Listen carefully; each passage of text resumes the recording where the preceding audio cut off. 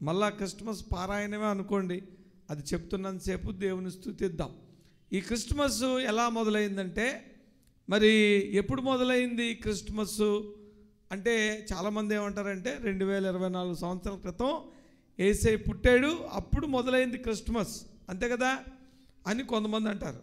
అయితే ఈ క్రిస్మస్ ఎప్పుడు మొదలైందంటే, బాగా బైబిల్ తెలిసిన వాళ్ళు ఏమంటారంటే ఆది కాండములోనండి యేసుక్రీస్తు గురించి రాసి ఉంది, అప్పుడే మొదలైంది అని అనుకుంటాం. ఇంకా చాలా లోతుగా వెళ్తే అసలు క్రిస్మస్ ఎప్పుడు మొదలైందంటే, ఈ భూమికి పునాదులు వేయినప్పుడే క్రిస్మస్ మొదలైంది. హల్లెలూయా. ఈ క్రిస్మస్ మెసేజు, ఈ క్రిస్మస్ ఇన్ఫర్మేషను యేసుక్రీస్తు పుడతాడని ఎవరెవరితో చెప్పారు? మొట్టమొదట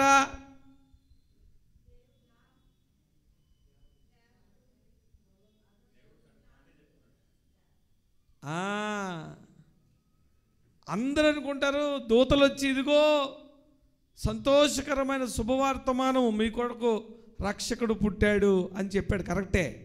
కానీ అసలు ఒరిజినల్గా ఈ క్రిస్మస్ మెసేజ్ యేసుక్రీస్తు పుడతాడని ఎవరెవరితో చెప్పాడు తెలుసా?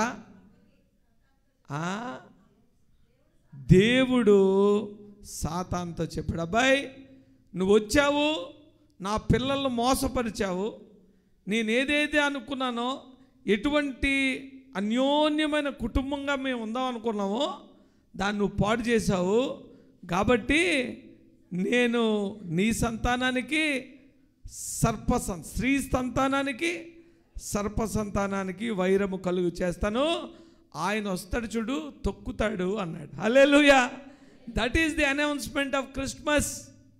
కానీ బైబిల్లో దేవుడు ఏం చెప్పాడంటే, నేను భూమి పునాది వేయక మునుపే, మీరందరినీ సృష్టించక మునుపే, ఎందుకంటే దేవుడు సర్వజ్ఞాని, ఆయనకి జరగబోయేది జరిగేది అన్నీ తెలుసు. కాబట్టి దేవుడు ఎంత బ్యూటిఫుల్గా క్రిస్మస్ ప్లాన్ చేశాడంటే, దేవుడు ఏమనుకున్నాడంటే, ఒకవేళ నా పిల్లలకు కానీ ఇటువంటి స్థితి వస్తే, మనం అప్పుడప్పుడు పర్సలో 500 నోటు పక్కలో పెట్టి పంపిస్తాం కదా పిల్లల్ని, పొరపాటున ఆడికి ఏమైనా అవసరం వస్తే ఈ పర్సులో ఈ సొరుగులో 500 తీసి ఆటోలో వచ్చాయి అంటాం కదా, అలాగా స్త్రీని తయారు చేశాడు. హల్లెలూయా. స్త్రీని ఎంత బాగా తయారు చేశాడంటే, ఒకవేళ కానీ నేను ఏర్పరచుకున్న, నేను చేసుకునే పిల్లల్ని సైతాను కానీ నా నుంచి పక్కకు పట్టుకెళ్ళిపోతే, వాళ్ళు మళ్ళా నేను ఎలా తీసుకురావాలంటే నేనే వెళ్ళాలి. ఎలా వెళ్ళాలా? నేనే వెళ్ళాలి. నేను వెళ్ళాలంటే ఎలాగెళ్ళాలా? నాకు వెహికల్ కావాలి. కాబట్టి స్త్రీ గర్భాన్ని ఎలా తయారు చేసుకున్నాడంటే, ఆ గర్భములో మరి పిండం ఉన్నప్పుడు ఆ శిశువు రక్తము ఆ స్త్రీ రక్తము కలకుండా దేవుడు ముందుగానే స్త్రీ ఊముని, ఆ గర్భాశయాన్ని ప్లాన్ చేశాడు. దేవుడికి ఎంత ప్రీ ప్లానింగ్ ఉంది. నీ పిల్లల కోసమే నీకు బోల్డంత ప్లానింగ్. దేవుడికి ప్లానింగ్ ఉండదా? సైతానుగాడు అనుకున్నాడు, అయిపోయింది, నేను చెక్ పెట్టాను అనుకున్నాడు. ఓరి పిచ్చోడా, నీకన్నా ముందే, యుగాలకు ముందే, భూమి పునాదులకు ముందే నేను నీకు చెక్ పెట్టే ఉంచానన్నాడు. హల్లెలూయా. కాబట్టి ఈ క్రిస్మస్ ఎలా మొదలైందంటే, దేవుడు ఆత్మస్వరూపి, అవునా కదా? సైతాను మనిషి ఏంటి? సైతాను కూడా దురాత్మ. ఏ ఆత్మ? దురాత్మ. వాడు కూడా ఆత్మే. కాబట్టి ఈ భూమి మీద ఒక లా ఉంది, ఒక నియమం ఉంది. ఆ నియమం ఏంటంటే, ఆత్మకి ఒక శరీరం కావాలి. కావాలా అక్కర్లేదా? ఆత్మకి ఒక శరీరం కావాలి. అందుకు అప్పుడప్పుడు దెయ్యం నీలో కూడా దొరుకుతుంది. ఎందుకు? నీ శరీరం కావాలి దానికి. నీ ద్వారా ఆత్మ ఉత్తకనే ఏం చేయలేదు, దానికి ఒక శరీరం కావాలి. ఈ లూసిఫర్ గాడు ఏమనుకున్నాడంటే, ఏంటి దేవుడు ఆయన స్వరూపంలో ఆయన పోలిక యందు నరుని చేసి రోజు మంచి ఫెలోషిప్లో ఉన్నారు, నన్నేమో ఆయన ఫెలోషిప్లోంచి బయటికి తోసేసాడు. కుళ్ళు వచ్చింది, ఆడికి ఏమొచ్చింది? కుళ్ళు వచ్చింది.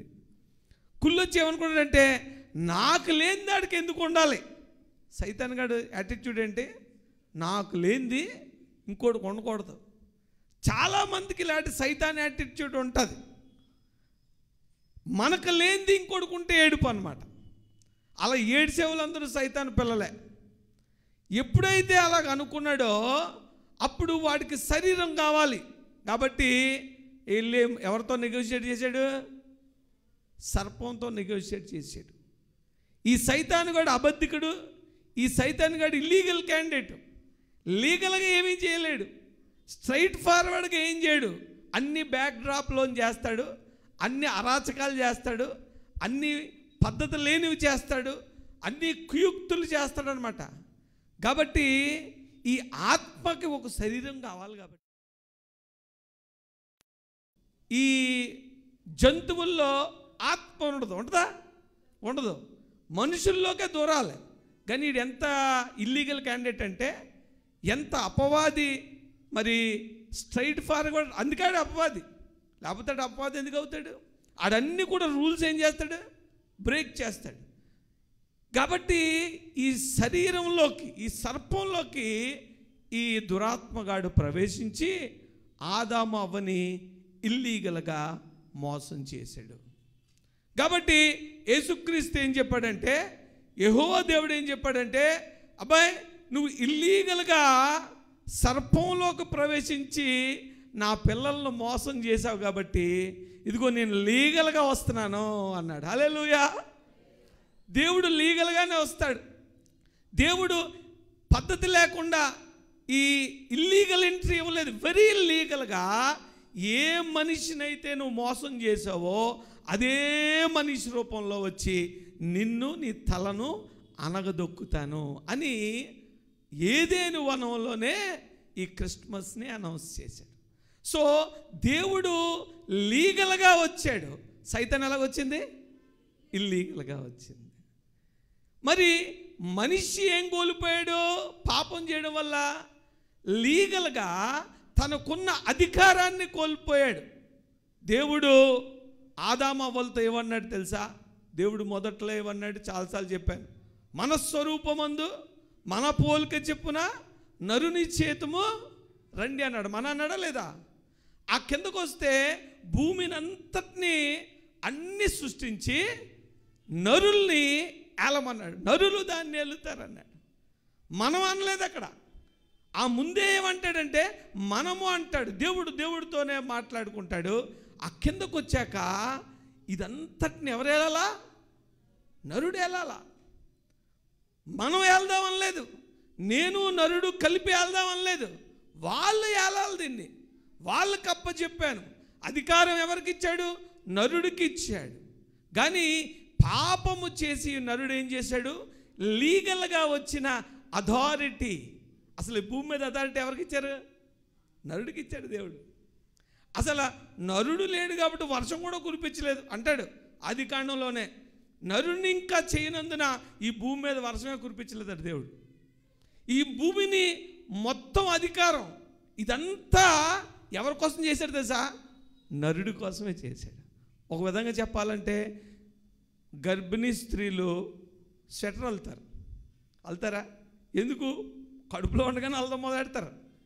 కనేటప్పటికి చక్కని మంచి స్వెటర్స్ అల్లి పుట్టిన బిడ్డగా వేస్తారు. ఒక విధంగా చెప్పాలంటే దేవుడు స్వెటర్ అల్లినట్టు ఈ సృష్టి అంతా చేశాడు. ఎవరి కోసం? ఈ నరుడి కోసం చేసి ఈ అధికారాన్ని నరుడికి ఇస్తే నరుడు పాపము చేసి ఈ లీగల్ అథారిటీని వదిలేసుకున్నాడు.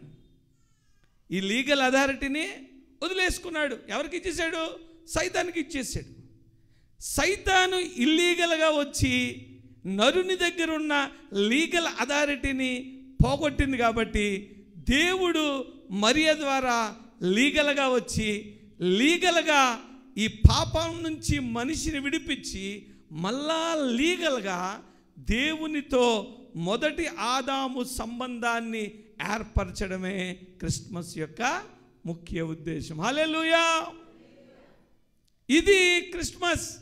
ఈ క్రిస్మస్ ఎప్పుడు మొదలైందంటే భూమి పునాదులేక మునిపే యేసుక్రీస్తు రక్షకుడుగా మన దగ్గరికి వస్తాడని ముందుగానే రాసి పెట్టి ఉంది. కాబట్టి ఈ మాటలు మనం గుర్తు చేసుకొని ఈ తండ్రి మనల్ని ఎంత ప్రేమించాడు, ఎందుకు ఈ క్రిస్మస్ రావాల్సి వచ్చింది, ఈ క్రిస్మస్కి ఎప్పుడు రూపకల్పన జరిగిందంటే భూమి పునాది వేయక మునిపే. మరి క్రిస్మస్ రోజు మనం సరదాగా బట్టలు వేసుకొని పండగలు చేసుకొని చాలా మంచిదే. కానీ ఈ క్రిస్మస్ అంటే ఏంటి తెలుసా? ఒక విధంగా చెప్పాలంటే మనం నీతో నిత్యముగా చెప్తున్నందుకు నికోదేము, ముసలివాడైన మనుషుడు ఎలాగ జన్మించగలడు? ఆయన క్వశ్చన్ ప్రపంచానికి అర్థం అవ్వట్లేదు. కానీ యేసయ్య ఎందుకు పుట్టాడు తెలుసా? నువ్వు మళ్ళా పుట్టాలని. అంతేగాని యేసే పుట్టాడని మాట్లాడుకోవడం బాగానే ఉంటుంది. కానీ యేసయ్య శరీరధారిగా ఈ లోకంలోకి వచ్చాడు. నువ్వు ఆహ్వానిస్తే నీ హృదయంలోకి వస్తాడు. ఆయన కృపా సత్య సంపూర్ణంగా వస్తాడు. కానీ యేసే చిన్న బిడ్డలాగా అయితే పుట్టడు మళ్ళా నీ హృదయంలో. ఇప్పుడు పుట్టాల్సింది ఎవరంటే మన అందరం. దేవుడు అటువంటి కృపను మనకి దయచేయాలి. నువ్వు దేవునిలో పుడితే ఆయన అంటున్నాడు, మరి ఒకడు క్రీస్తునందు ఉంటే వాడెవడు? పాతవి సమస్తం గతించిపోయాయి, సమస్తం ఏమైపోయాయి? నూతనమైపోయాయి. ఇది నిజమైన క్రిస్మస్. మీ జీవితాల్లో మరి ఇటువంటి క్రిస్మస్ని మీరు చేసుకోవాలని. యేసే పుట్టాడన ఇది నిండిపోయింది. క్రీస్తు నేడు పుట్టాను, నువ్వు పుట్టావా లేదా? నువ్వు పుట్టాలంటే నువ్వేం చేయాలి? ముందు మనం పుట్టాలంటే మనం ఏమవ్వాలి? ఏమవ్వాలి? చావాలి. ఆయన పుట్టాడు, నువ్వు సచ్చావా? అది నా క్వశ్చన్. ఆయన పుట్టాడు కరెక్టే, నువ్వు సచ్చావా? చాలామంది చావకపోతే, నీ పాత జీవితము చచ్చిపోకపోతే, నువ్వు ఆయనలో తిరిగి పుట్టకపోతే ఆయన పుట్టుకే నీకు వ్యర్థం. ఆయన పుట్టుకి నీకు రిలవెన్స్ కాదు, ఆయన రక్షణ నీకు రాదు. చాలామంది క్రైస్తవులుగా చనామణి అవుతా పండగలు సంవత్సరాలు చేసుకుంటా కూడా ఇంకా పూర్తిగా చచ్చిపోని వాళ్ళు ఉన్నారు. ఎందుకంటే నువ్వు ఆల్రెడీ శరీరంలో ఒకసారి పుట్టావు. ఈ పుట్టిన తర్వాత ఏమవ్వాలి? బాప్తిస్మములో యేసుని ఎప్పుడైతే అంగీకరిస్తావో అప్పుడు నీ పాత జీవితం అంతా చచ్చిపోయి యేసు క్రీస్తులో మళ్ళా పుట్టాలి. అలా పుట్టినప్పుడు నువ్వు నూతన సృష్టిగా ఉంటావు. అందుకే నికోదేముతో ఉంటాడు, మళ్ళా నువ్వు జన్మిస్తే కానీ పరలోక రాజ్యంలో చేరావు. ఈరోజు ఆయన జన్మించాడు, నువ్వు అవునన్నా కాదన్నా ఆయన జన్మించాడు, దానికి డౌటే లేదు. ఎందుకంటే ఆయన జన్మించిన దానికి హిస్టారికల్ ఎవిడెన్సులు, జియోగ్రాఫికల్ ఎవిడెన్సులు, రకరకాల ఎవిడెన్సులు అనుకుంటున్నారు. ఆయన పుట్టినప్పుడే ఆయన ఎవిడెన్స్ కోసం వెళ్ళాడు. ఎందుకు వెళ్ళాడు? ఆ బెత్లెహేంలో జనసంఖ్యలో రాయించుకోవడానికి వెళ్ళాడు. ఆయన వెళ్ళిందే రికార్డు చేసుకోవడానికి. ఆయన పుట్టినప్పుడే రికార్డు మొదలైంది. కాబట్టి ఆయన పుట్టాడన్నది కాదు, కానీ ఈరోజు నువ్వు ఆయనలో పుట్టావా? ప్రభువా నా హృదయంలో పుట్టు అన్నానికి చెప్పడానికి బాగుంది, కానీ ఆయన నీ హృదయంలోకి వస్తే నువ్వు చచ్చిపోతావు. నీ పాత జీవితం చచ్చిపోతుంది, నువ్వు కొత్త సృష్టిగా తయారవుతావు. అలా తయారవడమే నిజమైన క్రిస్మస్. కాబట్టి అటువంటి క్రిస్మస్ మీరు చేసుకోవాలని నేను ప్రభు పేరట మిమ్మల్ని అందరినీ బతిమలాడుతున్నాను. మేము ఎక్కడ చచ్చిపోలేదండి, ఎక్కడ బతికామండి, ఎక్కడండి మేము పాత జీవితం అంటే మీరు ఒకసారి చూసుకోండి. చాలామంది నా దగ్గరకు వస్తారండి, ఏమండి దేవుడిని నమ్ముకున్నామండి, మా అమ్మాయికి పెళ్లి చేయాలండి. అదే మా ఊళ్ళో ఎవరన్నా ఉంటే చూడండి, చచ్చిపోయినప్పుడు అది చచ్చిపోదన్నమాట. చచ్చిపోతారు కానీ అక్కడ బతుకుతారు. కొంతమంది కొన్ని చోట్ల బతుకుతారండో, కొన ప్రాణం ఉంటుందన్నమాట. ఒక ఆయన అలాగే ఏదో చచ్చిపోయిందని అనుకొని వెళ్ళిపోయాడు, కొట్టి చచ్చిపోయినట్టు ఉంది, తిరగేసి కొట్టేసింది, కాటేసింది పాము, చచ్చిపోయింది అనుకున్నాడు. బ్యాగ్ లైట్ వేయడు అంతే, నార్మల్ క్యాజువల్గా ఉంటే చచ్చిపోయింది. ఆ సడన్గా కొట్టేసింది. మన జీవితంలో చాలా పాతవి చచ్చిపోవు. పాతపు అదిగో నీ తాలూకా పాపాలు, లక్షణాలు, గుణాలు పరిపూర్ణంగా పాత జీవితము చనిపోయి యేసుక్రీస్తులో పుట్టడమే నిజమైన క్రిస్మస్. అటువంటి చాలామంది బాప్తిజం తీసుకొని బోల్డ్ సార్లు బతికేస్తుంటారు. అది ఎలా ఉంటుంది తెలుసా? పెట్టులోంచి ఒకటి లేచిపోయినట్టు ఉంటుంది. ఎంత భయం వేస్తుంది. పట్టుకెళ్తాం కదా, సడన్గా లేచి కూర్చున్నాడు అనుకోండి, మాకు తెలిసిన వాళ్ళు 20-30 సంవత్సరాలు సడన్గా లేచి కూర్చుంటారు. అలాగా ఎంత భయం వేస్తుంది, అంత భయంకరంగా ఉంటుంది. కాబట్టి మనం అలా ఉండకుండా పరిపూర్ణంగా మన పాత జీవితం చనిపోయి యేసులో పుట్టడానికి మనం ప్రయత్నిద్దాం. యేసుక్రీస్తు పుట్టాడు అనడం కంటే నువ్వు చచ్చావా మళ్ళీ ఆయనలో పుట్టావా అన్నది ఈరోజు నిజమైన క్రిస్మస్ ప్రశ్న. అది వేసుకొని మన జీవితాలు ఆ విధంగా నూతన సృష్టిలా నూతన సంవత్సరంలో మనందరం వెళ్ళడానికి దేవుడు మనకి సహాయం చేయనుగాక. కళ్ళు మూసుకొని చిన్న ప్రార్థన చేసుకుందాం. అందరూ కూడా కళ్ళు మూసుకొని ఇంకా పాత జీవితాలు, రోత జీవితాలు, ఇంకా నీ పాత ఇదిగో మరి ఆ పాపపు సంబంధమైన ఆ పులుపు నీ జీవితంలోనే ఉండిపోయిందేమో, ఆ కోపము, ఆ ఈర్ష్య, అసూయ, ఇదిగో ఆ రకరకాల ఈ లోక సంబంధమైన ఆ వ్యవహారాలు, పాత జీవితము నీ జీవితంలో ఉండిపోతే ఈ క్షణమే నాయనా, ఈ క్షణమే నన్ను నీలో పుట్టించు అని ప్రార్థిస్తే ఆయన పుట్టిందే నువ్వు మళ్ళా పుట్టడానికి. ఒకవేళగా నువ్వు తిరిగి పుట్టినట్లయితే చెప్పొచ్చు, నువ్వు మళ్ళా పుట్టావా, ఒరే నువ్వేంటో నన్ను ఎదిరించేది, నువ్వేనా 2 సార్లు పుట్టావు. ఎస్, నేను 2 సార్లు పుట్టాను. నేను నా యేసులో మళ్ళా పుట్టాను. నేను మరి ఆయన కుమారుడు, దేవుని కుమారుడను. ఆయన అధికారము కింద ఉన్నాను. ఏ అధికారము, ఏ పాపము, ఏ చీకటి, ఏ శాపము, ఏ సైతాను, ఏ అధికారము క్రైస్తవులను ముట్టలేదు. ఎందుకంటే నువ్వు ఎవరిలో పుట్టావు? యేసులో పుట్టావు. నువ్వు ఎవరి సంబంధివి? పరలోక సంబంధివి. నీకు ఎటువంటి అధికారం ఉంది? ఇదిగో మరి దేవుని కుమారులగుటకు అధికారము పొంది నా బిడ్డవు, నువ్వు మరలా పుట్టిన వాడవైతే అటువంటి అధికారము ఈరోజు ఈ క్షణము మన జీవితాల్లో వచ్చునుగాక. పరలోకమందున మా తండ్రి, మహాపరిశుద్ధుడా, మా రాజా, నా నాయనా నువ్వు పుట్టావు అని లోకమంతా చెప్పడం సువార్తే. కానీ నా కోసం పుట్టావు, నాలో పుట్టావు. నాలో పుట్టినప్పుడు నా పాత జీవితం చచ్చింది. నేను మళ్ళా నీలో పుట్టాను, నూతన సృష్టిగా మార్చబడ్డాను.